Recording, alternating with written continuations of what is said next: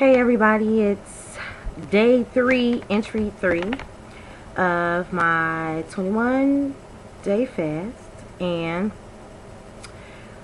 yesterday I had, yesterday afternoon I had a really in-depth conversation with a friend of mine, and it was a guy, and sometimes it's kind of good to get the male perspective.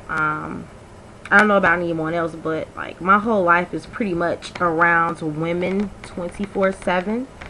So sometimes it's necessary to get that cut dry logic that men so eloquently provide for us sometimes, because we do get very emotional about every decision sometimes that sometimes doesn't need to really be that emotional. And pretty much that's what he shared with me, and he said some really good stuff that really made me think. And pretty much his message to me was, you have to decide what it is you want to do. And he used the word, and he said, the word says, you're blessed in the field, you're blessed in the city, you're blessed in the field. The word says, wherever the sole of your foot shall trod, that have I given you. So it doesn't matter whether you're here or there. The same God that's here is the same God that's in Georgia. And so, you could be blessed, and God can bless you tremendously no matter where you are. So you need to decide, what's best. And I thought that was like pretty awesome. Because I think people sometimes make decisions like, oh, they make them spooky, and oh, I hope you make the right choice, and all this, that, and the other. And so to me, I started feeling, and hearing that, I heard, do what makes sense.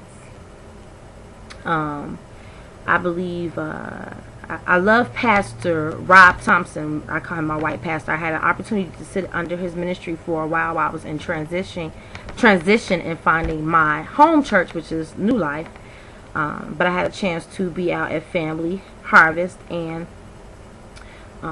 he always said something that kind of went to the extent of,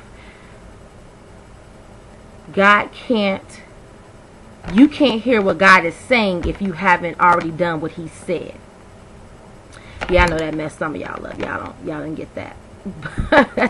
it takes a while for it to catch on for some people. But basically, he's saying you can't hear what he's saying in the present if you haven't already done what he said, which is his word. And being able to acknowledge his word and follow his word. If you're not going to even do what he's already said, how can he tell you what to do presently if you can't even get the basis of what he's already said? So I guess at this point, figuring out what it is I have to do, and then using the word to applying the word to the situation. I guess this is where we insert Proverbs right here, and we start talking about getting an understanding and then using wisdom. Need to get an understanding of where I am in life, where I'm trying to be, and what it's going to take to get there. And then asking God for wisdom to make those moves to be there and to be at where I want to be.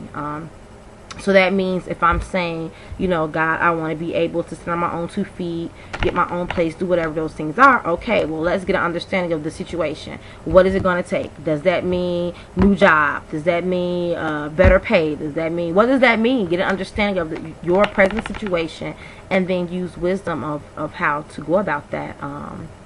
So, yeah, that's kind of where I am today. Do what makes sense.